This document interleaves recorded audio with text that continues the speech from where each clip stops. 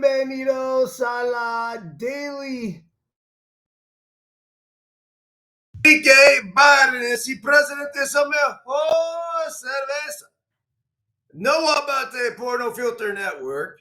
Will the Thrill Clark not with us today. He's in Eugene. Miguelito Sandiaguito not with us today. He's got his own Mindbender podcast. If you haven't seen it yet, watch it. On No Filter, it's fucking awesome. But dead or alive, with or without us, we come on here each and every single morning and in this case afternoon, and we properly salute our boys. Yes, yes, yes, yes, yes, yes, yes. Woo! Remember this, folks. When we are juiceful, we are useful. And when we are juiceless, it is fuck. Let's try this again. When we are juiceful, we are useful. And when we are juiceless, we are, yes, class, go ahead, fucking useless. That's right. We are brought to you today by the Let Them Play, a parenting and coaching guide to youth sports book, as well as the foot reflexology board, the flippy chain that I happen to be donning right now. Now, this isn't the exact flippy that you'll get off the website. This is a more aggressive version that Sissy Small Fry got me for Father's Day. But if you like the Double Bird Stick Man, this is kind of like this. Hold on. Smiling too, right? I mean, how can't you like it? I mean, it's not a fuck you to the world. It's basically a fuck you to all the naysayers, all the haters, all the detractors, anybody that plans on getting in our way as we chase our dreams and continue to follow everything that, I don't know, follow our heart is probably the best way to put it. All right. In Major League Baseball, the one thing we have not talked about yet here on the Daily Hustle are the All-Star rosters. So here we go. The complete 2024 AL and NL All-Star rosters were unveiled during the 2024 BuildSubmarines.com MLB All-Star Selection Show. As I'm reading all of the sponsors here, right? The BuildSubmarines.com MLB All-Star Selection Show. I like it. But let's not forget our title sponsor, and that is Bet Online, the number one online gambling destinations. It's got all of the latest news, scores, odds, predictions, pro handicappers help giving you advice on all of it. There's numbers you can dive through to try to figure out if you should lay your action one way or another. Now, I do not believe there was a line on the Truckee versus WashU Little League game last night. There should have been. But, again, I don't think there was. If there was, I would have imagined that Truckee would have been massive underdogs. So, Truckee went 2-3 in pool play. And then they got in as the 8th seed into bracket play. That's the last seed. WashU Little League was the number 1 seed. They scored 70 plus runs. They gave up like 4 or 5. This clearly has been the best team in District 1 in Nevada. Well, last night, the Truckee boys went out there, battled their asses off, and ended up winning the game 5-2. Biscuit did a fantastic job on the bump, and then after that, Brady came in after Biscuit ran out of pitches, closed him out, no problem. I think he got the last 4 out. So it was a really fun game. It's great to see the Mountain kids persevere. These guys will play a lot of baseball. There's no other way to put it. So Truckee moves on into the winner's bracket. They stay in the winner's bracket.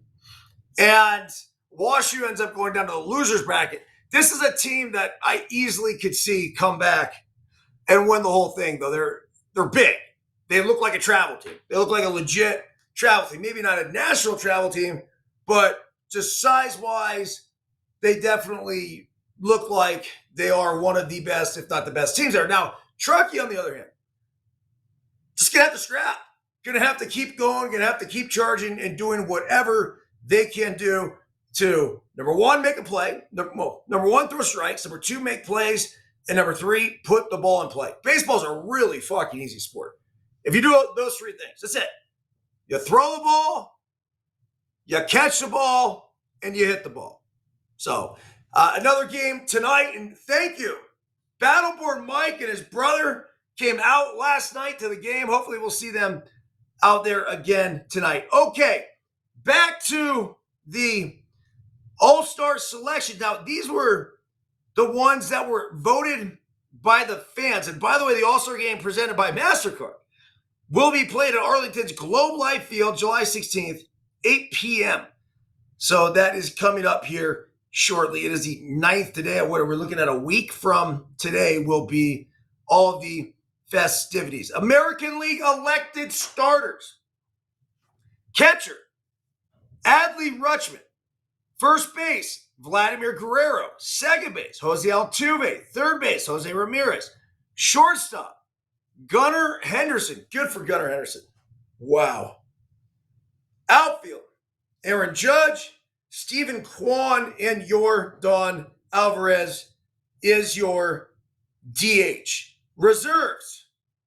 I don't know if these were elected or not, or exactly how they come up with it. I know there's a player vote, there's a coach's vote, manager vote. There's all sorts of ways. Eventually, there's actually another one that's the commissioner's pick. So you can become a reserve on several different fronts here, and let's go through those right now. Catcher, Salvador Perez.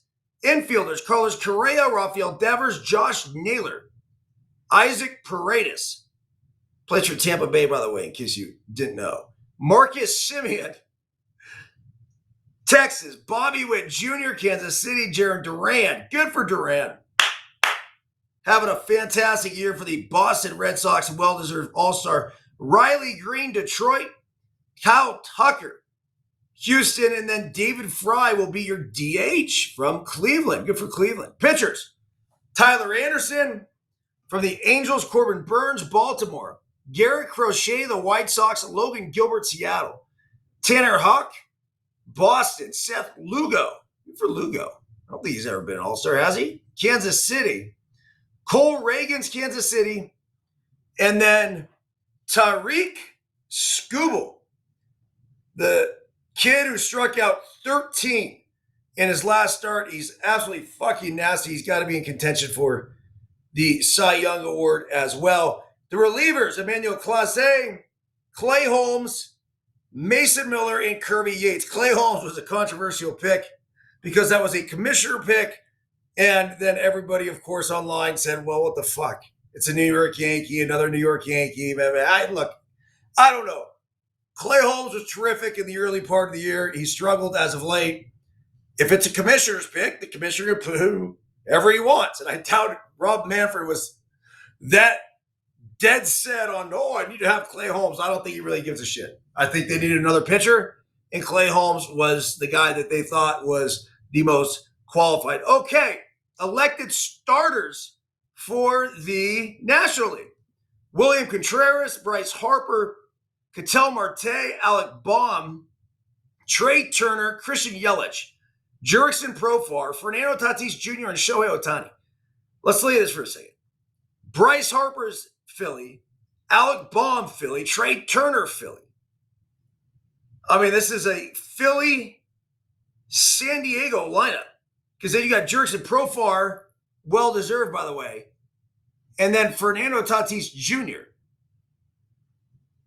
Interesting, because you only have one Dodger in the starting lineup, and that's Shohei Ohtani, although there are a lot more Dodgers in the reserves than with the pitchers, because you have Will Smith, then you have Mookie Betts.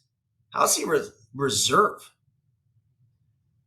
I know he's been hurt, but Freddie Freeman, Teoscar Hernandez, the entire bench is at Dodgers.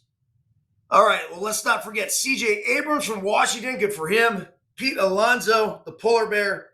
Luis Ariz, an all-star. Again, this is his third year in a row of being an all-star with his third different team.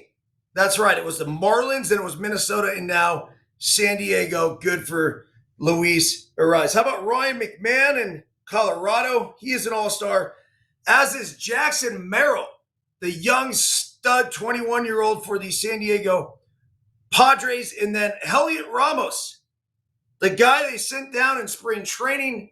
It seems like they have not wanted to give Ramos an opportunity to just go run with it. Well, you know what? He didn't give a shit because he went and grabbed that opportunity on his own, and he is now an all-star. Great job by Heliot Ramos. Brian Reynolds, an all-star again for the Pittsburgh Pirates, and then Marcell Ozuna has been fucking killing it for the Braves. Having a great year, is another reserve in the National League. The pitchers, it's Tyler Glasnow for the Dodgers, Shota Imanaga from the Chicago Cubs, Reynaldo Lopez from Atlanta, Chris Sale, Atlanta, Paul Skeens, of course. The question is, who's going to start this game? Ranger Suarez, it could be him from Philadelphia. Logan Webb, San Francisco, and then Zach Wheeler, Philly. The game is played in Texas. So I'm not sure that makes a huge difference, because even if you look at the pitchers in the American League, there's not one Texas Ranger pitcher. And I'm not positive. I'd have to dig through the numbers, but Tariq Skubal versus Paul Skeens. Give me that matchup, right? Who doesn't want to see it? Two young fucking flamethrowers going at it in the Midsummer Classic.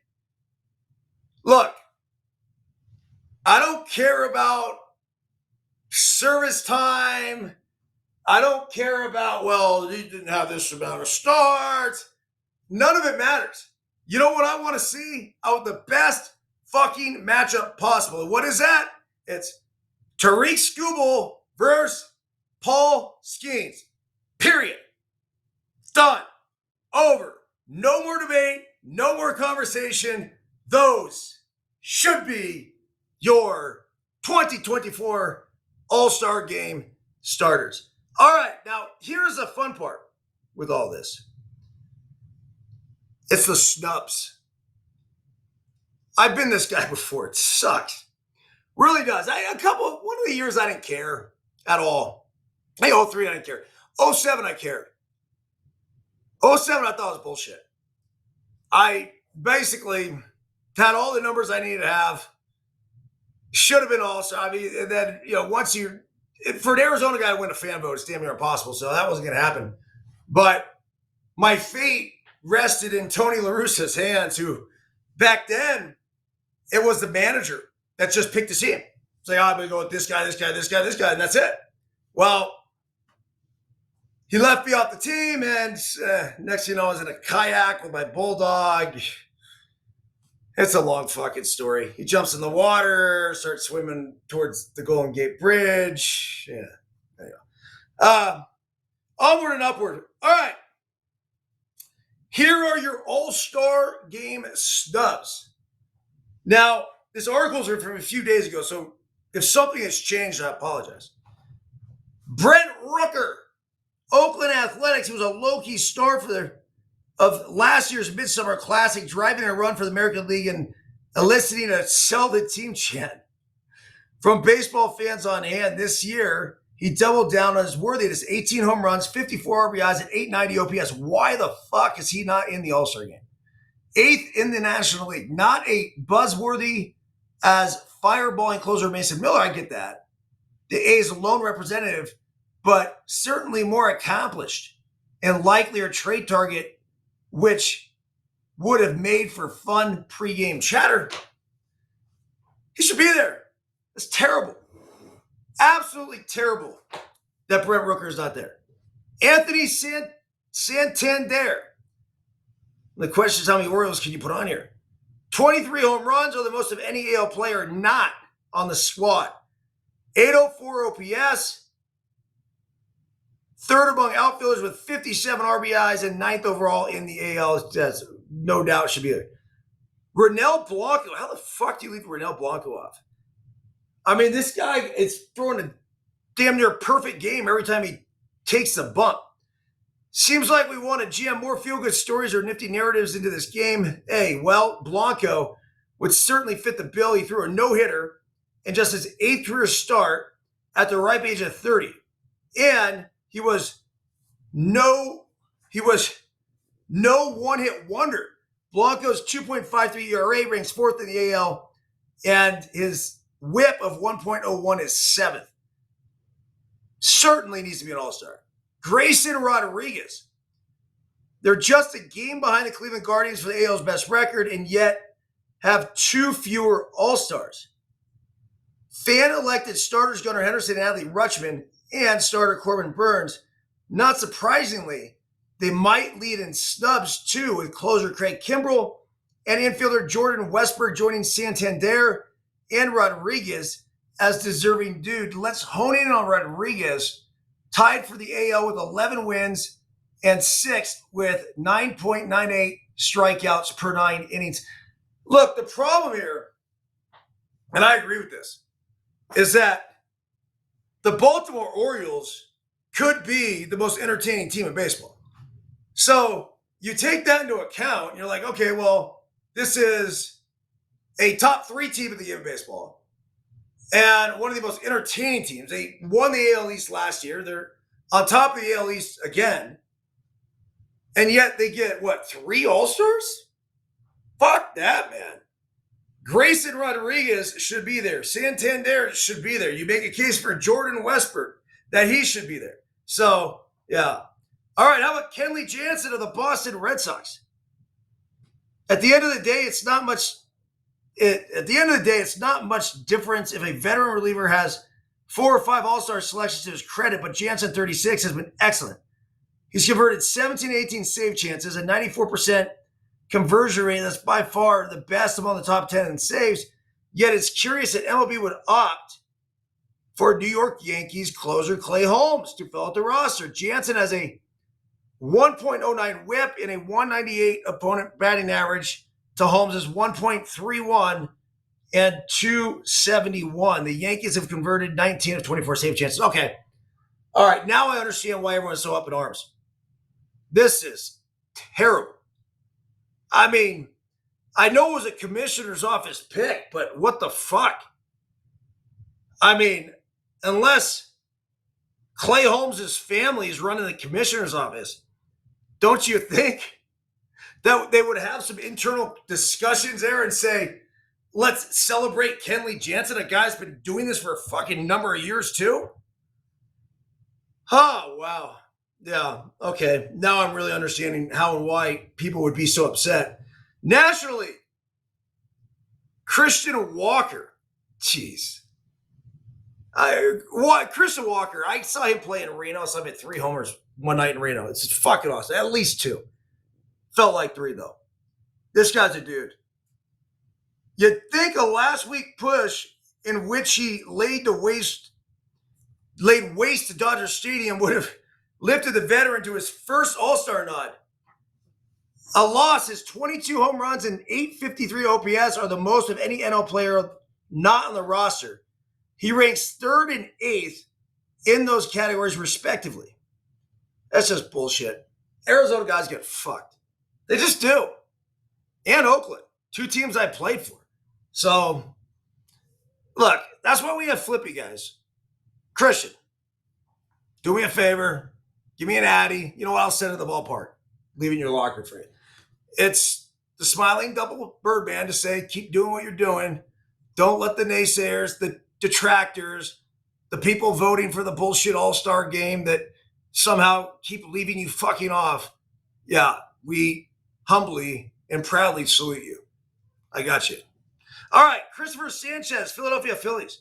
Yeah, the Phillies got 4 pitchers on the squad, but they absolutely deserve 1 or maybe 2 more. Sanchez's admission is glaring. He ranks 6th in ERA and is one of just a half a dozen NL pitchers to toss a shutout this season. Sanchez has also given up just 2 homers in 97 innings. Just ranking 6th in ERA doesn't tell me you're an all-star. You're having a good year, right? I need to dig in those numbers a little bit more. Trevor McGill, Milwaukee Brewers. A situation where not only is a player deserving, but a team that's posted the 3rd best record in the NL deserves more reps than fan-elected starters Chris Yelich and William Contreras.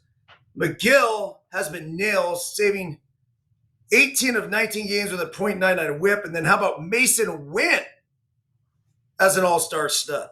Always considered a glove first guy. Wynn has been outstanding all around for the Cardinals. He has a 3.4 wins above replacement. Holy shit, that's gigantic. It's on pace to be a 7-win player. It's just nuts. Ranks 8th among NL position players, only behind C.J. Abrams among the healthy shortstops. He has a 294, 343, 416 line. It pairs nicely with his defensive excellence. And then how about Jake Irvin of the Washington Nationals?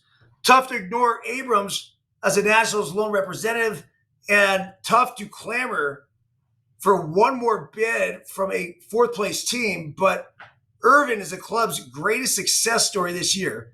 2.80 ERA, ranking 5th. He's got a 1.00 whip, trailing only all-stars Chris Sale, Tyler Glasnow, and Zach Wheeler. And he's a 1.65 ERA in his last 8 starts. That's Jake Irvin of the Washington Nationals. So there you go. There you have it. That is the all-star snubs. We're going to move forward here for a second, and we're going to talk some Wimbledon. Only because I think this has a lot to do with a mentality that is mandatory if you want to be the best of the best. You have to find motivation from certain places, no matter who you are, no matter what you do. If you want to stay fucking charging, whether you're Michael Jordan, whether you're Tom Brady, that's why all the Deflategate shit, all the Tuck Rule stuff, everything you could dream of with Brady, right? Going from the Pats to Tampa at the end of his career, falling behind in the Super Bowl and then fucking marching back. Like, whenever you doubted the guy, that's when you knew you were going to get his best. Well, Novak Djokovic, certainly one of the more controversial and one of the best, if not the best tennis player to ever live, basically chases the same shit. There's an article here. It says Djokovic serves up winning mentality in the face of hostile Wimbledon crowd. This is what I love about this article. The article is, yeah, they could talk about the way Djokovic acted, the shit he said, that he's a crybaby, all this stuff. But they're like, look, this is the winning mentality that one must have. So basically, I'll get into some of the article and then I'll explain to you. When Novak Djokovic stepped on the microphone to dissect his performance after the brilliant 4th-round victory over Holger Rune at Wimbledon, it became clear that he had a few things to get off his chest while on the court. The on-court interview may have wanted to keep the vibes light and positive on center court. Djokovic was determined to make his disapproval of certain parts of the audience clear. After heaping praise on the many respectful fans, he did not mince words towards those who had been zealously chanting throughout the match. Quote, "I don't accept it," he said. "No, I know they were cheering for Rune, but that's an excuse to also boo. Listen, I've been on the tour for more than 20 years, so trust me. I know all the tricks. I know how it works. It's fine. It's okay." Over the course of his long storied career, hostile crowds have become a regular feature in the Serb's matches, sometimes even a second opponent. He has been heckled. He has been insulted. He has had to find the strength to win when entire audiences are cheering against him and for his opponents.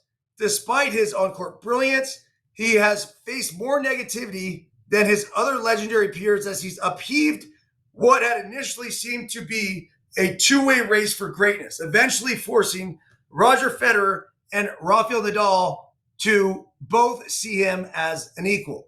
This week, though, the cheers from center court crowd were tame as the U.S. Open This week, though, the cheers from the center court crowd were tame at the U.S. Open in 2021. Djokovic faced an 18-year-old Rune in the first round. As the match endured, it became increasingly competitive. Spectators committed to bassy, elongated chants of Rune, which eventually encircled the Arthur Ashe Stadium. But his audience at Wimbledon drew from the same energy as the cheers became increasingly loud, as they were usually followed by laughter. Okay, this is where I'm on the crowd side. Oh, in a one-sided match that was moving to very predictable ending, the crowd seemed to be intent on having a laugh. It can sound irritating, and some fans surely were rooting for Rune in order to root against his opponent. But that is the nature of the sport. They still provided a better soundtrack for the match than many Wimbledon audiences that have lost interest in the tennis on court, instead focusing their attention on popping champagne corks and chanting during points. 4 years ago, Michael Jordan memes spread across the internet after his contributions to the Last Dance documentary primarily amounted to how personally he took so many comments and opinions that were not even meant as a slight to him. He would constantly use all the positive things said about teammates and fans as fuel to prove how much better he was than all of them. Djokovic's reaction to these chants is perhaps another interesting insight into the mind of a champion who has mastered winning in so many different circumstances, regardless of whether he and his player box are the only people in the audience that actually want him to win. During his career, Djokovic has mastered using these instances as extra motivation to crush the opponent across the net. Back at Wimbledon in 2019, after recovering from match points down in the final to defeat Federer in front of a hostile London crowd, Djokovic famously outlined one way he can draw from the energy of those crowds. Quote, "This shit's good." So if you're into sports psychology and everything else, it's just fantastic. Here's Djokovic's quote. "I like to transmutate it in a way. When the crowd is chanting Roger, I hear Novak, Novak. It sounds silly, but it is like that. I try to convince myself that it's like that." That's a interesting way to take it. I loved getting booed on the road. Loved it. Always felt like I stepped up my game, whether I was in Boston, New York, Chicago, didn't matter. When I got booed on the road, it was like, yeah, getting booed at home? Now, fucking, that is terrible. Awful. Ugh. The worst. The worst of the worst of the worst of the worst of the worst. Sucked. But getting booed on the road, that means you're somebody. So if you have that many people against you, if you're Djokovic, you know what that means? You're just that fucking good. And you have a chip on your shoulder and maybe a little bit of arrogance about you. But so what? Why? Because that makes you great. And then if you want to use their energy and transfer it into your own, absolutely. This superhero shit, right? You're using your opponent's energy and you're using the fans' energy to create energy for you. And so here's a guy that, shit, man, he doesn't have a whole lot more to play for, right? I mean, this is, I think, whether he's the all-time Grand Slam champion or, look, I don't know exactly where he stands in the record books. I know it's at the top with those other guys, but it's hard to get motivated to go out there and fucking win, to do everything you have to do to prepare yourself to go kick ass on that court and then go out there with that killer, savage fucking mentality. It's not easy.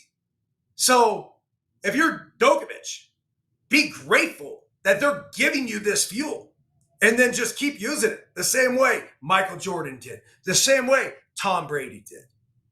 It's what the best of the best do. Love it. All right. Get into a couple more things here, and then we're going to roll. Cannot not mention Ben Rice. That's right. The Yankees have been sucking a little ass lately. New York's all over them. But Ben Rice has been absolutely fucking on fire. There's a cool story about Ben Rice and the fact that he grew up near Boston. But check this out. He was a Yankees fan. That's right. So he then goes to Dartmouth, and there's already talks about Ben Rice becoming the greatest baseball player to ever go to Dartmouth. That's right. He's not going to be the greatest Ivy Leaguer ever. If I'm not mistaken, it was Lou Gehrig that went to Yale. So I got to check my research on that. Sometimes I spit shit out. I do know George Bush went to Yale. So, all right. And Todd Sacramento too. Buddy of mine here where I live. Here's the article. Long before Ben Rice left his mark on one of the sport's great rivalries, becoming the first Yankees rookie to hit 3 homers in a game. That's right. 3. He was part of a different tug of war between the Bombers and their historic competitors growing up in the shoreside New England town of Cohasset, Massachusetts. Rice was very much in enemy territory, frequently wearing his beloved old-school Yankees dugout jacket in an ocean of Red Sox paraphernalia. Now, look, I don't really like the Yankees. I don't really like the Red Sox. I love their fan bases. I love the history. I love the tradition. I will tell you right now that I would fucking 1,000% rock a New York Yankees starter jacket. I mean, that's why we have all these different jerseys here, right? It's not because I just love the team. I'll fall in love with the guys on a team, and I'll root for the story, and I'll root for the fan bases because they're fun to get behind. But a Yankees starter jacket, yeah, man, that's enough to get me rooting for a team. Even a Red Sox one. The 2 socks on. I actually had one. I did not like the Red Sox when I was a kid, but I had a Red Sox starter jacket. I just like cool shit. I'm sorry. All right. It says, not only did he once scrawl Yankees rule on the right field pesky pole at Fenway Park, but Rice's allegiances would be put to test as a promising ball player at Dartmouth College when he fielded interest from both teams. He said, I had a chance to get drafted by them, Rice said. This is actually true. It was either going to be the Red Sox or the Yankees, probably, that picked me. Those were the teams that I knew liked me most. To Rice's delight, the Yankees beat Boston to the punch, selecting Rice in the 12th round of the 2021 MLB draft. Isn't that great? Just 3 short years later, Rice was rounding the bases for the 3rd time against the Red Sox in the Bronx on Saturday afternoon, joining Lou Gehrig as the only other Yankees rookie to drive in 7 runs in a single game. So think about that. You got the 2 Ivy Leaguers. What are the odds? The only Yankees rookies to drive in 7 runs in a single game went to Ivy League schools. Incredible. Rice's arrival in the Bronx came ahead of schedule, summoned to replace the injured Anthony Rizzo on June 18th. The 25-year-old looks like he's here to stay. A converted catcher, Rice has gamely handled the challenges of playing first base on a regular basis, and he has remained productive since being moved to the leadoff spot as a replacement for the slumping Anthony Volpe. You see the calm at bats he takes. I mean, let that be a lesson to all hitters, right? That's a great way. Just A, B. Yes, yes, yes, no. Yes, yes, yes, no. Yes, yes, yes, yes. Calm at bats. That is the absolute key. He understands the strike zone. He doesn't flinch a bunch. Easy takes. You see the pull side power that he has too. He combines controlling the strike zone with some barrel awareness and the ability to hit the ball in the air from both sides. I mean, if you're a hitter, that's basically what you want your manager to describe you as.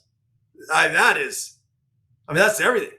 Boone said that he locked in on Rice this spring when the prospect rated number 12 in the organization held his own during his first experience in big league camp.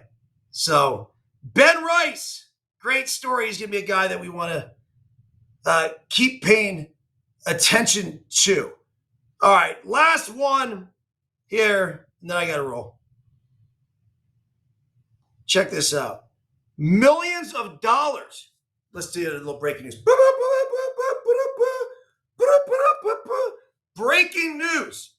Millions of dollars of rare baseball cards, including a 1952 Mickey Mantle, allegedly stolen in Dallas.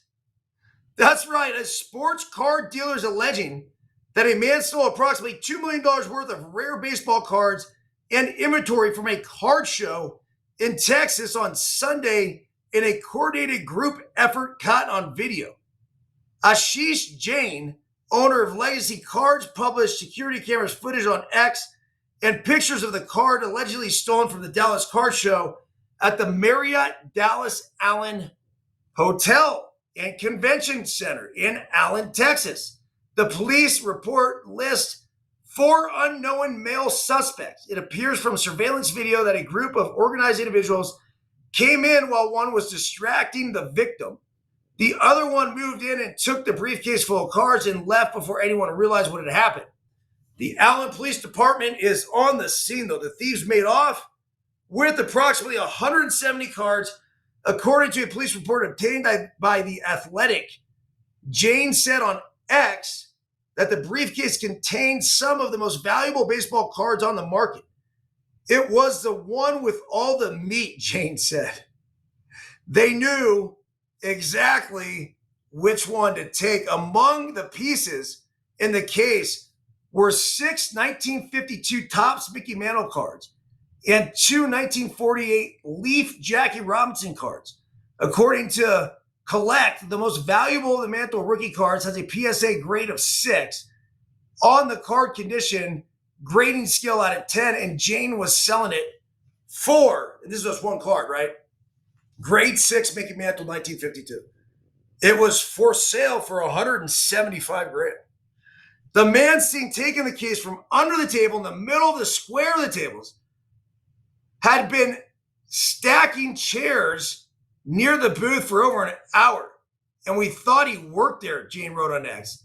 These guys had been scoping us all day after footage review and even went through a process of changing clothes. It was premeditated and targeted.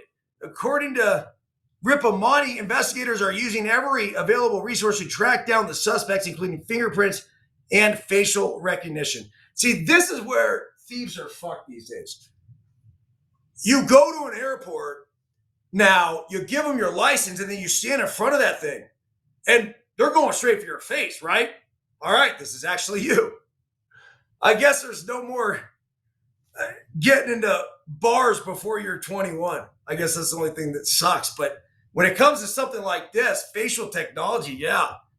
I mean, catching crooks should never be easier. It says one more thing we learned with the trading card community is that it's a very tight-knit group, and they all know each other pretty well because they all do shows together, and they're on the lookout as well. Our officers interviewed anyone that was around who may have any information, so it becomes very well known throughout the card community that this incident occurred, and they're all sticking together, it seems like, and trying to help, which is certainly a great thing. While there have been minor incidences at the annual Dallas Card Show involving a missing card here or there, Ripamati said that there's never been a case of this magnitude. He said the police department plans on beefing up security measures to make sure it never happens again. On Monday, Jane offered a $70,000 award for information leading to the return of the case. Jane shared photos of the inventory allegedly taken with the case, including nearly 20 Willie Mays cards, Honus Wagner cards, and a PSA 10 Gem Mint Tom Seaver rookie, valued at $90,000. Holy shit. Well, be on the lookout. There's card thieves out there. All right. Everyone have a fantastic afternoon. No Deuces Wild tonight. The reasoning is that Will is in Eugene, Oregon. I believe he will be back next week. I'm off to Mississippi here shortly as the PGI is firing later this week around Major League Baseball. Full slate of games tonight. It will be Chicago at Baltimore, Cleveland at Detroit, LA at Philly. The Yankees are at Tampa, Rockies at Cincinnati, Washington at the Mets. The A's are in Boston. It's always a fun trip. Minnesota at the Chicago White Sox, Miami at Houston. Houston's been playing pretty well. They're above 500 again. Pittsburgh at Milwaukee, Texas at Anaheim, Seattle at San Diego. The Braves are in Arizona. Toronto is in San Francisco. And Kansas City is at St. Louis. So those are your games tonight. And then just a brief rundown of the standing as the O's on top of the AL East. The Yankees 3 games back. The Guardians on top of the Central. The Twins in second place, 5 games back. The Mariners on top of the West. The Astros just 2 games back now. The Phillies have a 7.5 game lead over the Braves in the National League East. The Brewers a 4.5 game lead on the Cardinals in the NL Central. And then the Dodgers a 7.5 game lead over the Padres. And wild card, if the season were to end today, would be this.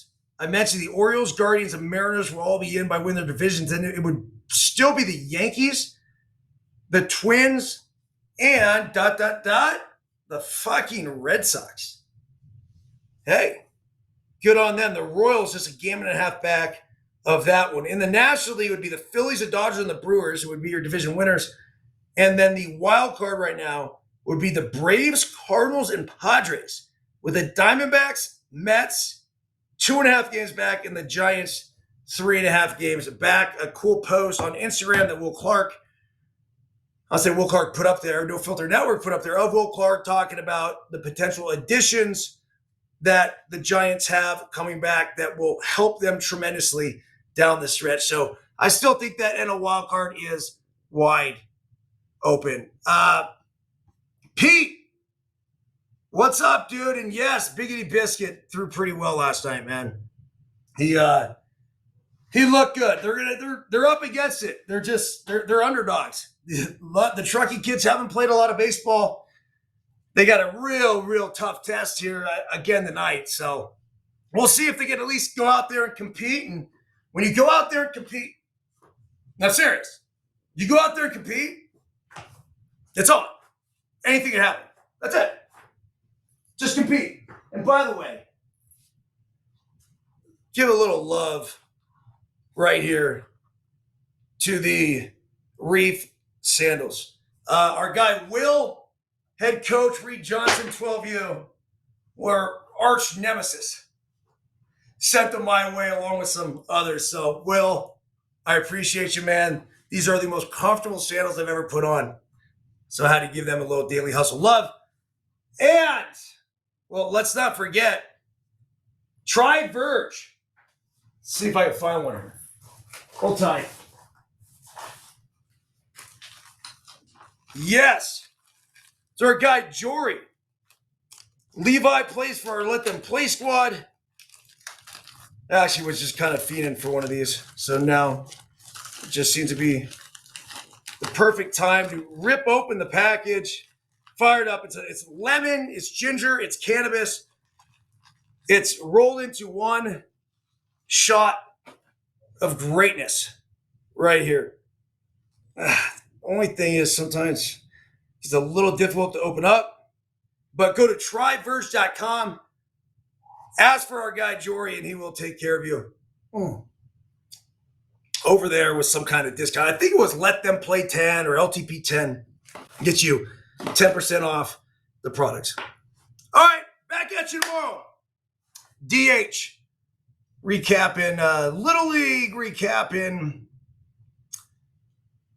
MLB action, All-Star game coming up, fun time of year. All right, everybody. Have a great day.